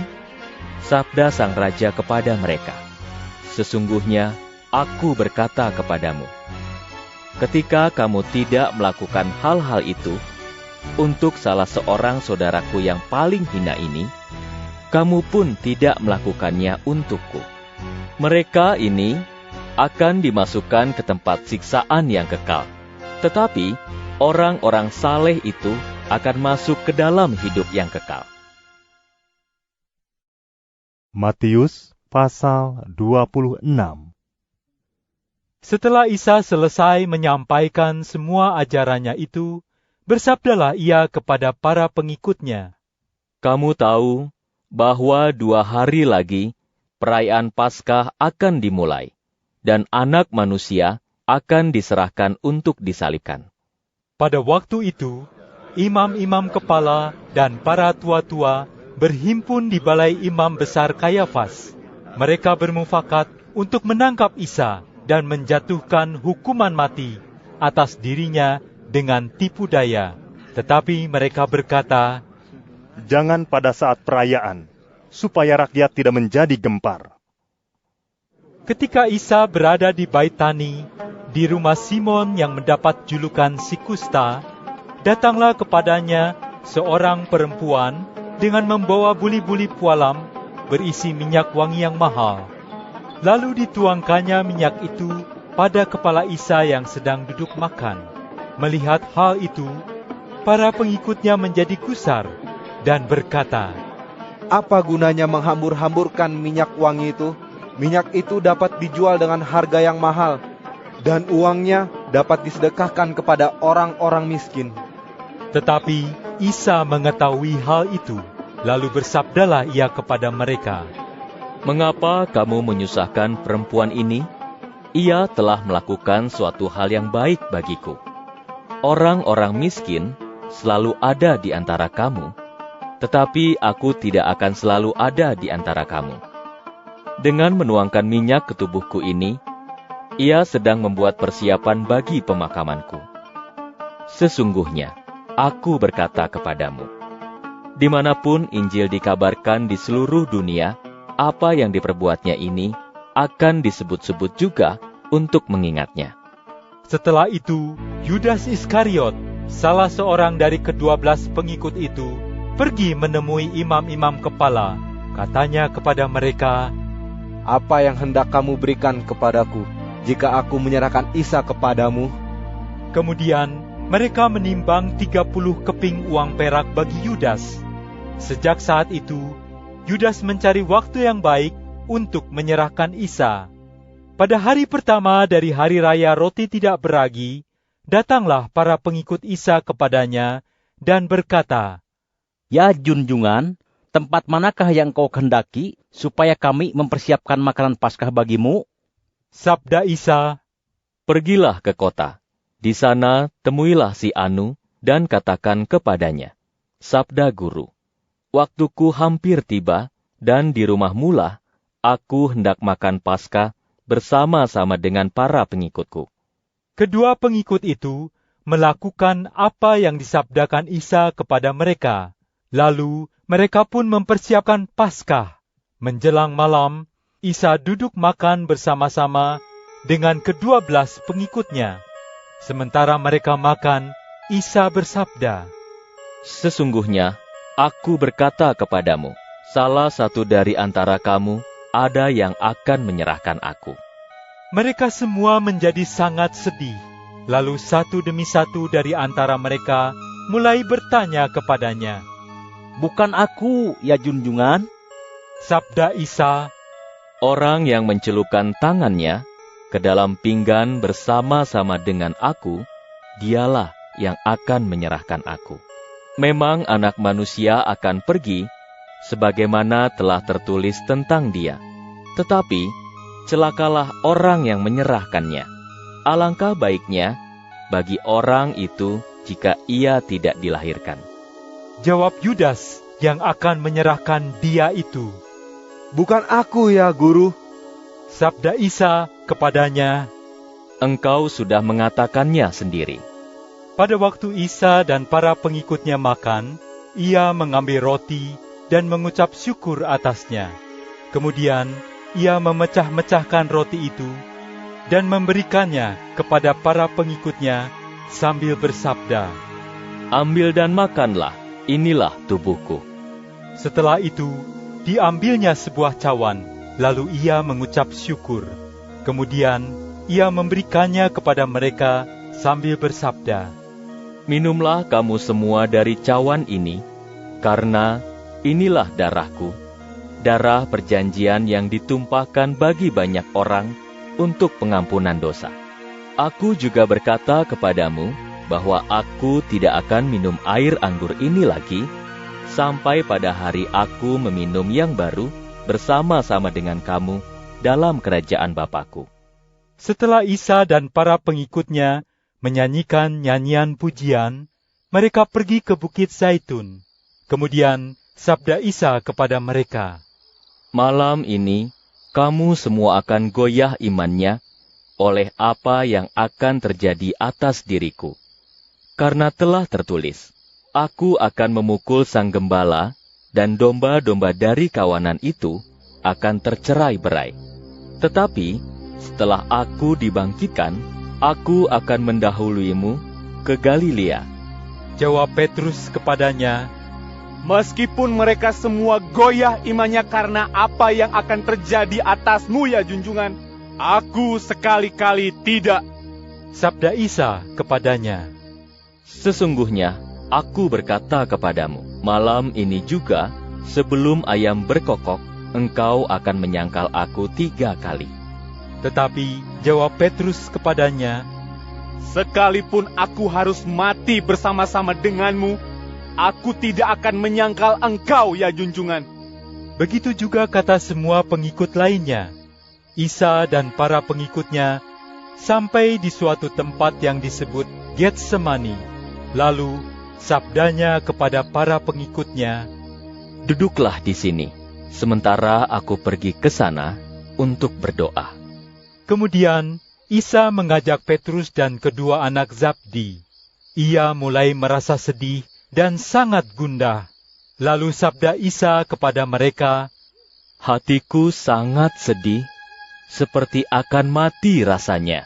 Tinggallah di sini dan berjaga-jagalah bersama-sama dengan aku."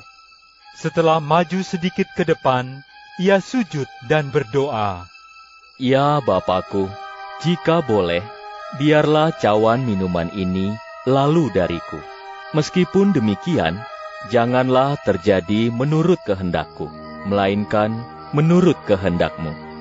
Ketika ia kembali kepada ketiga pengikutnya, didapatinya mereka sedang tidur. Lalu sabdanya kepada Petrus, "Bagaimana? Tidak sanggupkah engkau berjaga-jaga dengan aku selama 1 jam saja? Berjaga-jagalah dan berdoalah, supaya kamu tidak terkena pencobaan, karena ruh berkehendak baik, tetapi badan lemah." Kemudian ia pergi lagi untuk kedua kalinya dan berdoa, "Ya Bapa-Ku, jika cawan ini tidak dapat lalu, kecuali aku meminumnya, maka biarlah hal itu terjadi sesuai dengan kehendak-Mu." Lalu ketika ia kembali lagi, didapatinya mereka sedang tidur, karena mata mereka terasa berat. Ia pergi meninggalkan mereka, lalu kembali berdoa untuk ketiga kalinya, dan mengucapkan kata-kata yang sama. Sesudah itu, ia kembali kepada ketiga pengikutnya dan bersabda, "Masih jugakah kamu tidur dan beristirahat? Lihat, sudah tiba waktunya. Anak manusia akan diserahkan ke tangan para pendosa. Bangunlah, marilah kita pergi. Lihat, orang yang menyerahkan aku sudah dekat." Sementara Isa masih bersabda, datanglah Yudas, salah seorang dari ke-12 pengikutnya. Ia datang disertai serombongan besar orang yang membawa pedang dan pentungan. Mereka adalah orang-orang suruhan dari imam-imam kepala dan para tua-tua bangsa itu. Orang yang menyerahkan Isa itu sudah menyiapkan tanda bagi orang-orang yang dibawanya. Katanya, "Orang yang kusalami dengan ciuman, itulah dia, dan tangkaplah." Ia segera mendekati Isa dan menyapanya. "Salam bagimu, ya Guru."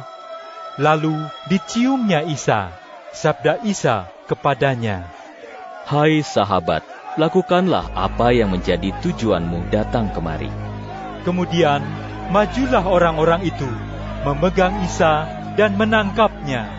Tiba-tiba, salah seorang dari orang-orang yang menyertai Isa mengulurkan tangannya, menghunus pedangnya, dan menyerang seorang hamba imam besar, sampai salah satu telinganya putus. Lalu sabda Isa kepada orang itu, "Sarungkanlah pedangmu, karena semua orang yang mempergunakan pedang akan binasa oleh pedang juga. Apakah kau sangka aku tidak dapat meminta kepada Bapakku, supaya pada saat ini juga Ia mengirimkan kepadaku para malaikatnya lebih dari 12 pasukan banyaknya? Tetapi kalau begitu, bagaimana mungkin akan digenapi apa yang telah tertulis dalam kitab suci yang mengatakan bahwa hal ini harus terjadi?" Saat itu juga bersabdalah Isa kepada orang banyak itu, "Mengapa kamu datang seperti hendak menangkap penyamun? Kamu membawa pedang dan pentungan untuk menangkap aku, padahal setiap hari aku duduk mengajar di bait Allah, dan kamu tidak menangkap aku. Tetapi semua ini terjadi supaya genaplah apa yang telah dituliskan oleh para nabi."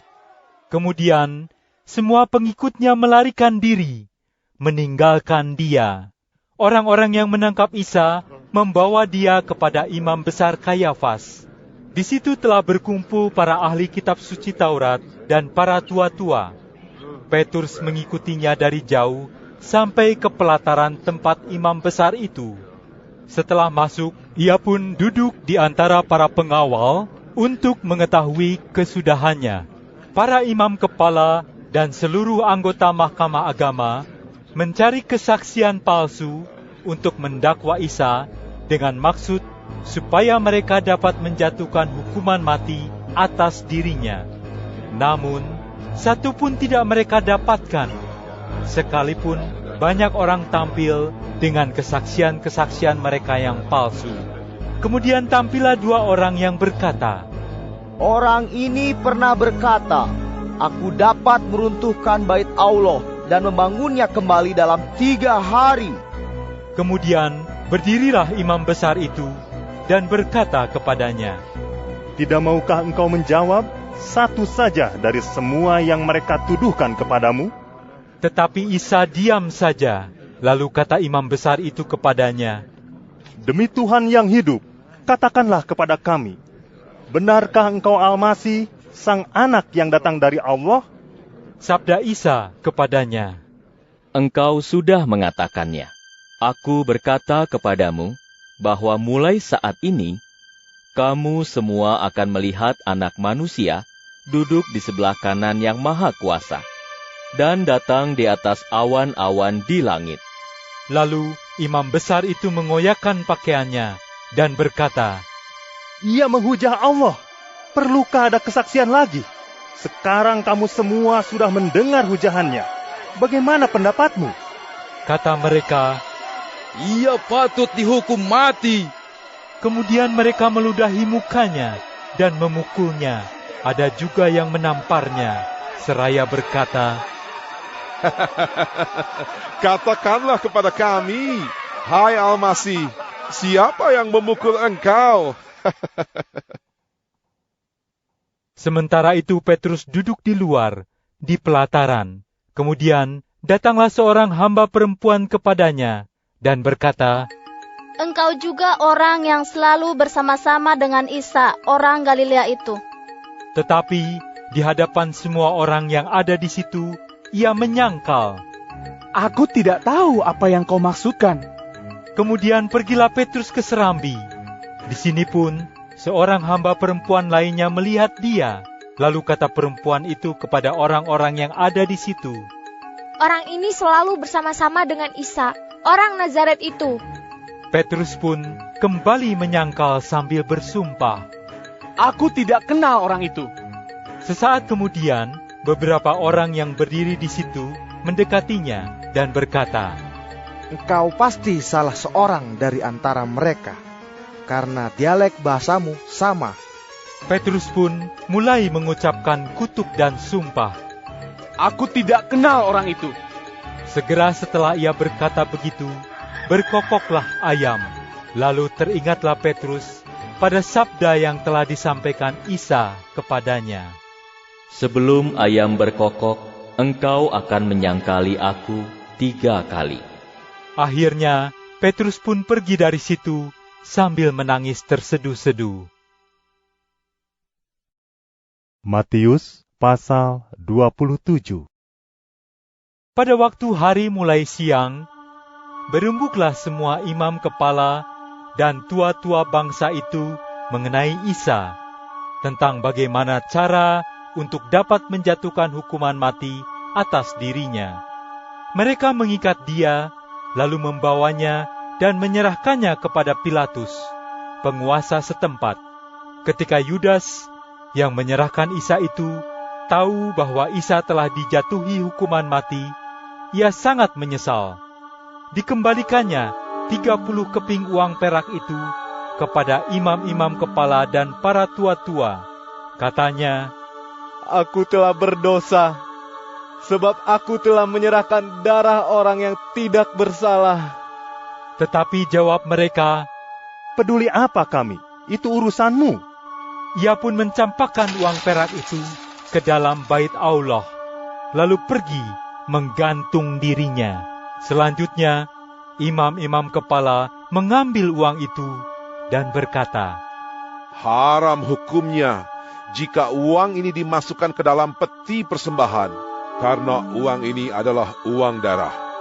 Setelah mereka berembuk, uang itu mereka pergunakan untuk membeli tanah tukang periuk yang kemudian dijadikan tempat pemakaman bagi orang asing.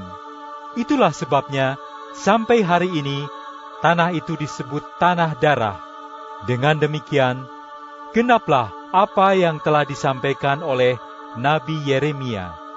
Mereka mengambil 30 keping uang perak itu, yaitu harga yang ditetapkan oleh orang-orang Israel baginya. Lalu mereka gunakan untuk membayar tanah tukang periuk, seperti telah diperintahkan Tuhan kepadaku. Pada waktu Isa diperhadapkan pada Pilatus, penguasa setempat, bertanyalah Pilatus kepadanya, Engkaukah Raja Bani Israel? Sabda Isa, Engkau mengatakannya. Tetapi ketika imam-imam kepala dan para tua-tua melemparkan tuduhan kepada Isa, tidak ada satupun yang dijawabnya. Lalu kata Pilatus kepadanya, Tidakkah kau dengar betapa banyaknya perkara yang mereka tuduhkan kepadamu? Tetapi Isa tidak memberi jawab sepatah kata pun kepada Pilatus, sehingga penguasa setempat itu merasa heran. Sudah menjadi kebiasaan bahwa pada hari raya Paskah, penguasa setempat membebaskan bagi orang banyak seorang yang dipenjarakan. Pada waktu itu, di dalam penjara ada seorang terhukum yang sangat terkenal kejahatannya. Orang itu bernama Barabas. Oleh sebab itu, ketika semua orang sudah berkumpul, berkatalah Pilatus kepada mereka, Siapa yang kamu pilih untuk kubebaskan? Barabaskah atau Isa yang disebut Al-Masih ini? Sebab Pilatus tahu bahwa mereka menyerahkan Isa karena rasa dengki. Sementara ia duduk di kursi pengadilan, datanglah pesuruh istrinya kepadanya dengan pesan, "Janganlah kau campuri perkara orang benar itu, sebab karena dia, aku sangat menderita dalam mimpiku tadi malam."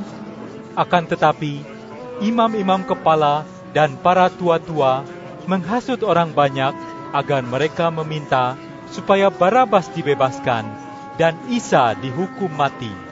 Itulah sebabnya ketika penguasa setempat bertanya kepada mereka, "Dari kedua orang ini, mana yang kamu pilih supaya kubebaskan bagimu?" Mereka berkata, "Barabas!" Lalu kata Pilatus kepada mereka, "Kalau begitu, apa yang harus kuperbuat terhadap Isa yang disebut Al-Masih ini?" Jawab mereka semua, "Salibkan dia!" Kata Pilatus, "Kejahatan apa yang telah dilakukannya?" Tetapi mereka malah semakin keras berteriak, "Salibkan dia!" Ketika Pilatus melihat bahwa semua usahanya tidak lagi berguna, malah membuat semakin gempar, ia mengambil air, membasuh tangannya di hadapan orang banyak itu, dan berkata, "Aku tidak bersalah atas darah orang ini. Kamu semualah yang menanggungnya." Kemudian semua orang yang ada di situ menjawab, "Darahnya adalah tanggungan kami dan anak-anak kami." Kemudian dibebaskannya Barabas bagi mereka. Tetapi Isa disesah dan diserahkannya untuk disalibkan. Setelah itu, para prajurit dari penguasa setempat membawa Isa ke markas. Lalu seluruh pasukan itu berkumpul mengelilinginya.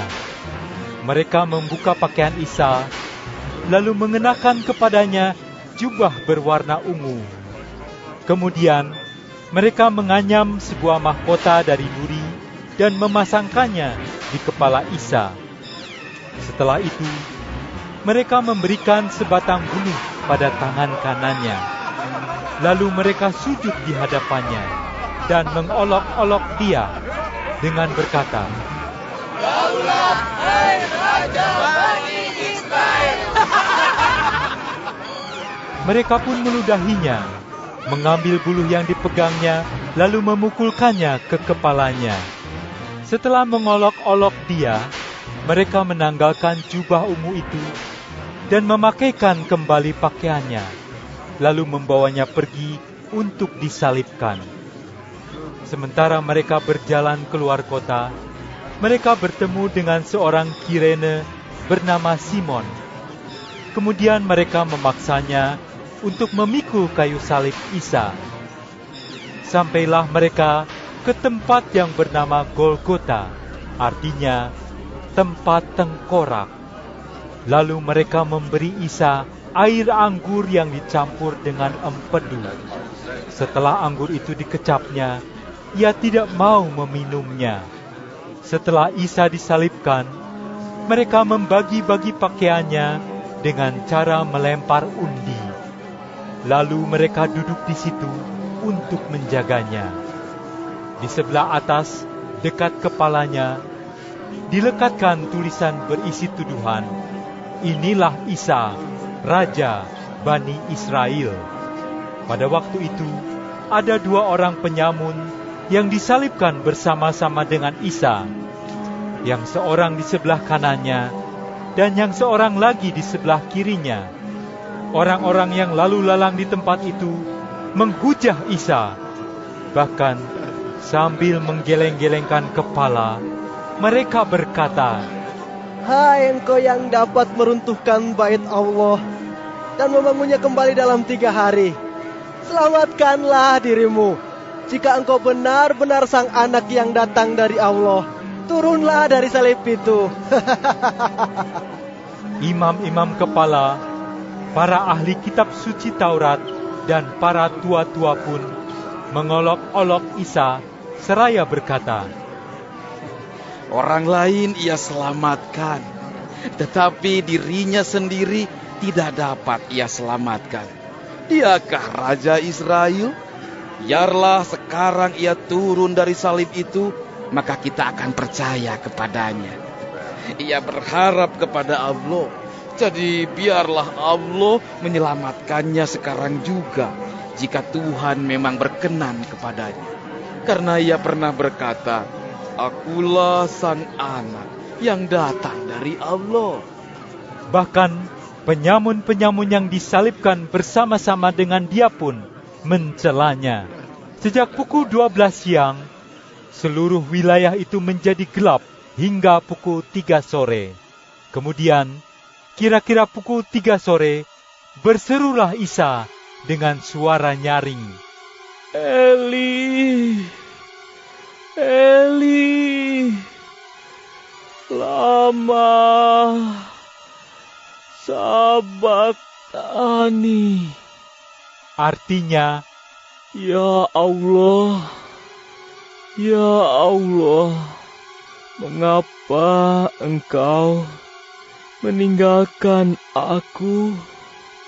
Mendengar seruan itu, beberapa orang yang berdiri di situ berkata, "Ia memanggil Ilyas." Sesaat kemudian, berlarilah salah seorang dari mereka, mengambil bunga karang dan mencelupkannya ke dalam air anggur asam. Lalu ditaruhnya bunga karang itu pada ujung sebatang buluh untuk memberi dia minum. Tetapi orang-orang yang lain berkata, "Mari kita lihat apakah Ilyas akan datang untuk menyelamatkannya."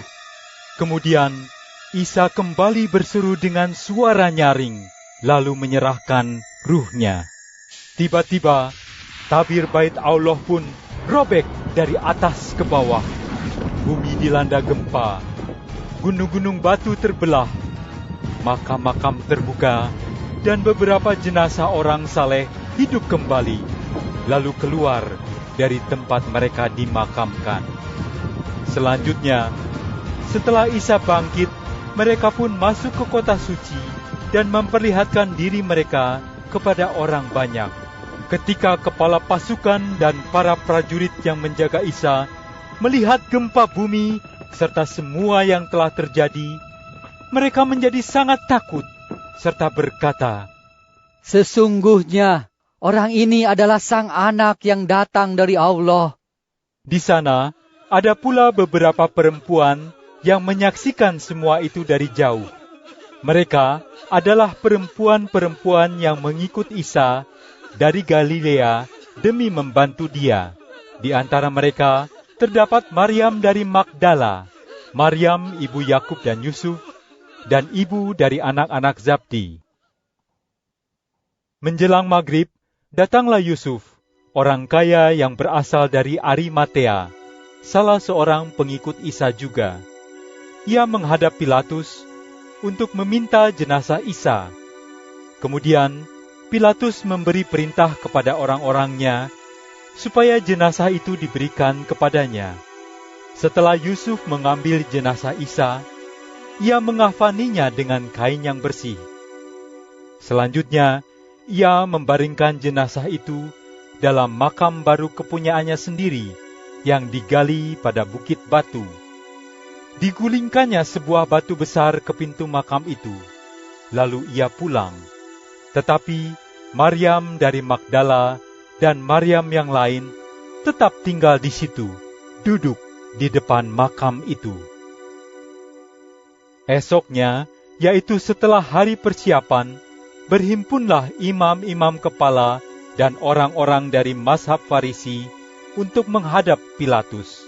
Kata mereka, "Ya Tuanku, kami ingat sewaktu si penipu itu masih hidup, ia pernah berkata, 'Pada hari yang ketiga, aku akan bangkit kembali.' Sebab itu sebaiknya Tuanku menyuruh orang untuk menjaga makam itu sampai hari yang ketiga, supaya jangan sampai para pengikutnya datang mencurinya, lalu berkata kepada bangsa ini, 'Ia telah bangkit dari antara orang mati.' Dengan demikian, tipu muslihat yang terakhir itu akan berakibat lebih buruk daripada yang pertama." Kata Pilatus kepada mereka, para pengawal disediakan bagimu. Pergi dan jagalah makam itu sebisa-bisanya." Lalu pergilah mereka bersama-sama dengan para pengawal untuk menyegel batu penutup makam itu dan menjaganya. Matius pasal 28. Setelah lewat hari Sabat, yaitu hari pertama minggu itu, Maryam dari Magdala dan Maryam yang lain datang untuk melihat makam itu saat hari hampir siang. Tiba-tiba terjadilah gempa bumi yang amat dahsyat. Malaikat Tuhan turun dari surga untuk menggulingkan batu penutup makam itu, lalu duduk di atasnya. Rupa malaikat itu berkilauan seperti kilat, dan pakaiannya putih seperti salju. Karena takutnya, para pengawal gemetar dan menjadi seperti orang-orang mati. Kemudian malaikat itu berkata kepada perempuan-perempuan itu, "Janganlah takut, aku tahu kamu mencari Isa yang telah disalibkan itu. Ia tidak ada di sini, karena ia sudah bangkit, seperti yang telah disabdakannya. Mari, lihatlah tempat bekas ia dibaringkan. Karena itu pergilah segera dan katakan kepada para pengikutnya bahwa ia sudah bangkit dari antara orang mati, dan bahwa ia akan mendahului kamu ke Galilea. Di sana kamu akan melihat dia. Ingatlah, aku sudah mengatakannya kepadamu." Lalu mereka cepat-cepat pergi, meninggalkan makam itu dengan perasaan takut bercampur gembira. Mereka lari untuk memberitahukan hal itu kepada para pengikutnya. Tiba-tiba Isa menjumpai mereka, serta berkata, "Salam bagimu." Lalu perempuan-perempuan itu mendekati Isa, menyentuh kakinya, serta sujud di hadapannya. Sabda Isa kepada mereka, "Jangan takut, pergi dan beritahukanlah kepada saudara-saudaraku, supaya mereka pergi ke Galilea. Di sana mereka akan melihat aku." Sementara kedua perempuan itu masih dalam perjalanan, para penjaga makam telah sampai di kota dan memberitahukan segala sesuatu yang terjadi kepada imam-imam kepala. Setelah mereka berkumpul dengan para tua-tua dan membicarakan hal itu, mereka memberikan uang perak secukupnya kepada para pengawal itu, serta berpesan, "Kamu harus mengatakan bahwa ketika kamu sedang tidur, para pengikutnya datang pada malam hari dan mencuri jenazahnya. Jika hal ini sampai terdengar oleh penguasa setempat, kami akan meyakinkan dia supaya kamu tidak mendapat kesulitan." Mereka mengambil uang itu, lalu melakukan seperti yang dipesankan kepada mereka. Cerita itu kemudian tersebar di antara orang Israel, bahkan sampai sekarang ini. Kemudian, ke-11 pengikut Isa pergi ke salah satu bukit di wilayah Galilea, sesuai dengan yang telah ditunjuk oleh Isa sebelumnya. Ketika mereka melihat dia, mereka pun sujud di hadapannya, walaupun ada juga yang masih ragu-ragu. Isa mendekati mereka dan bersabda, "Segala wewenang dan kuasa, baik di surga maupun di bumi, sudah diserahkan kepadaku. Sebab itu, pergilah, jadikanlah semua suku bangsa pengikutku, dan permandikanlah mereka dalam nama Sang Bapa, Sang Anak, dan Ruh Allah yang Maha Suci. Ajarlah mereka menaati segala sesuatu yang telah kuperintahkan kepadamu, dan ingatlah, aku menyertai kamu sampai kesudahan zaman."